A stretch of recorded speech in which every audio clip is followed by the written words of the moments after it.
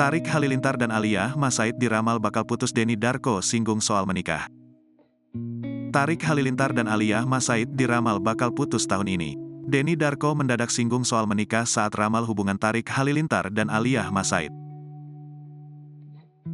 Ada apa dengan hubungan Tarik Halilintar dan Alia Mas Said? Hubungan Tarik Halilintar dan Alia Mas Said memang tak pernah sepi dari perbincangan.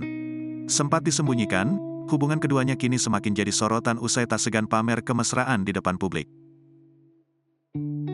Alia Mas Said bahkan sudah dikenalkan pada keluarga Gen Halilintar. Hubungan Tarik Halilintar dan Alia Mas Said dikabarkan juga sudah direstui kedua keluarga. Namun baru-baru ini, hubungan Tarik Halilintar dan Alia Mas Said dikabarkan putus tahun ini.